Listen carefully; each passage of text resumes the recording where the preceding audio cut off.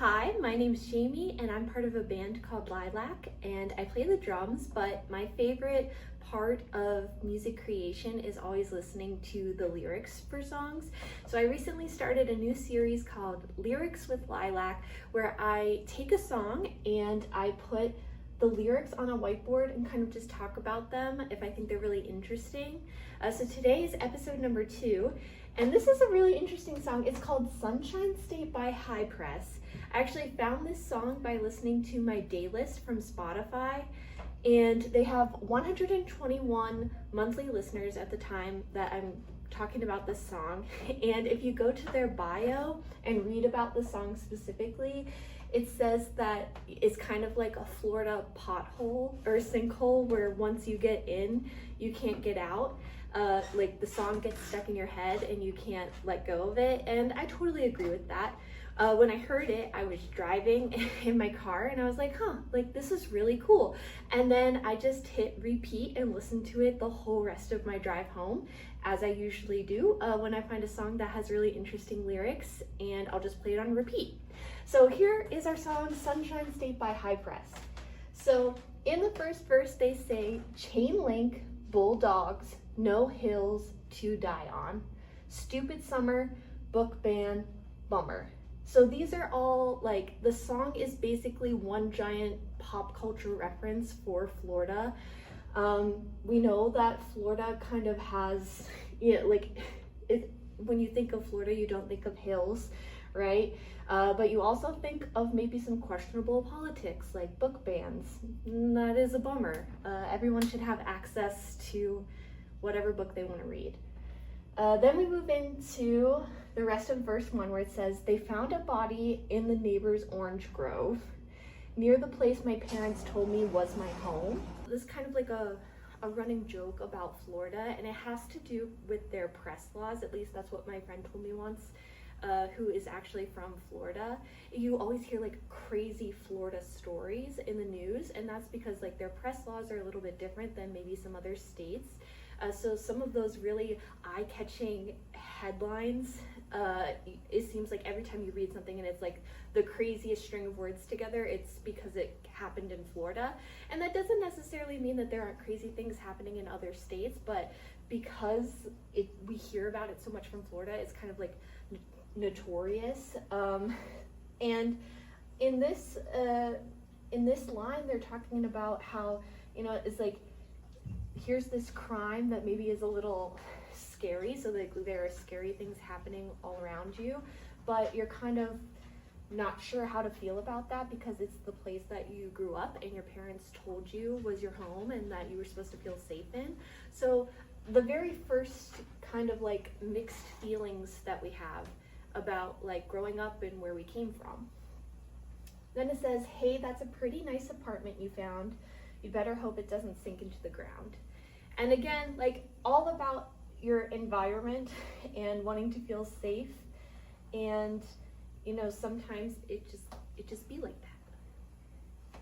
Okay, then we go into the chorus. We're just kids from the strangest place, speed trap towns and hurricane days. I thought the hurricane days was kind of interesting. I guess I'm from up north, so we have snow days, so we can't go to school because it's snowing outside. I guess I never thought until I was listening to this that it makes sense that probably schools that are down south do have things like hurricane days where you just simply couldn't go to school if it did fall within hurricane season and it was technically school was still in session. So that was pretty interesting. It's so hard to find yourself when everyone here is from somewhere else. And I think that's again like a very stereotypical like Florida thing. I mean, a lot of people from the city that I live in, when they retire, the dream is to move to Florida. So there's people that are older like that move there. There are younger people that, move there and want to start a life and, be near the beaches. So sometimes that can be disorienting to the locals. And again, something I never really thought about.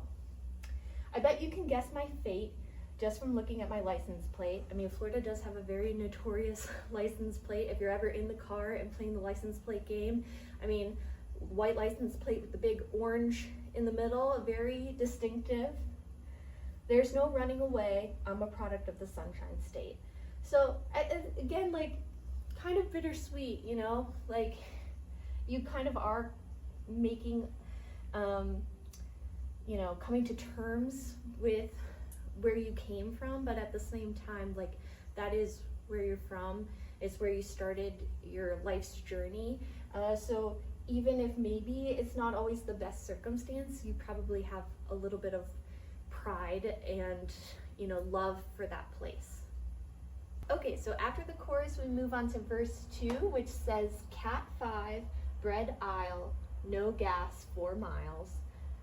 And again, that's a callback to hurricane season. Again, another thing that I do recognize that when there are hurricanes, of course, people have to evacuate and they have to sometimes hunker down depending on the category of the storm. But, you know, it's just a completely different experience kind of from living up north. And I would say people always run to the store to get their bread and their gas and eggs and milk, like those kind of essentials, toilet paper, when we get a snowstorm. But in Florida, that they're dealing with those same issues, but because of hurricanes. Broken AC, again, Florida notoriously hot, and road rage TV, which, you know, I've seen more than one video of road rage coming out of Florida. And again, that's not saying that those things aren't happening in other states. It's just sometimes they become more famous when it comes out of Florida. It might be a weirder story, a little more eye-catching. Okay, so then they say there's people paying $20 for dessert in the factory where my father used to work. And I think that's, you know, another interesting point about, you know, living maybe in a small town. And Florida, of course, is like a destination. Like, people really want to go there. People vacation there. We already said they retire there. But, you know, when you're young and like that's your home, your dad is going to this place, it's a very stable job, and then the whole entire landscape changes, right? There's the population changes. People get older and they pass away, and then, you know, younger people are starting families, and the area has to change in order to, you know, make that a place that people want to live for this new generation. And I'm sure that's happening at a very accelerated rate in Florida. But, you know, that's part of like growing up, is having to come to terms with like one day that was a factory and now it's just a place where people are paying $20 for dessert. And that can be really hard to kind of think about sometimes, is like the passing of time and growing older and becoming an adult yourself. And then 1,000 people moving here a day, again, a destination. I guess they like it that you can't say gay. So if you're not familiar, in 2022, Florida passed legislation. It was called the Don't Say Gay bill. And basically it prohibits anybody in a classroom setting from talking about gender identity and like LGBTQ plus community.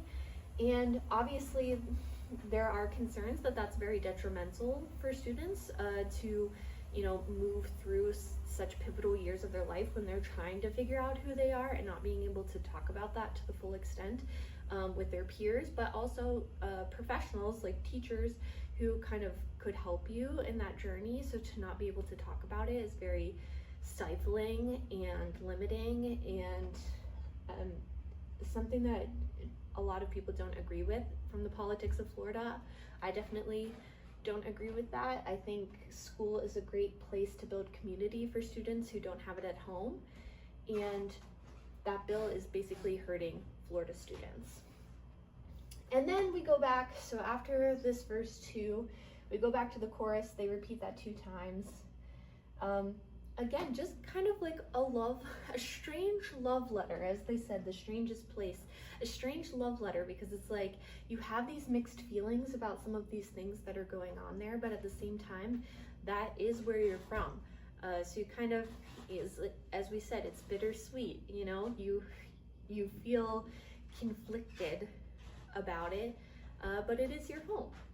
So definitely, if you like pop punk emo music and you want to get a song stuck in your head that makes you think about summer and sunshine and Florida, I would definitely go check out Sunshine State by High Press. And if you have a song suggestion for the next song that we could break down on the whiteboard, please leave it in the comments. It could be a song that you like and you heard. It could be a song that you wrote personally. I love recommendations for new songs, and thanks for watching.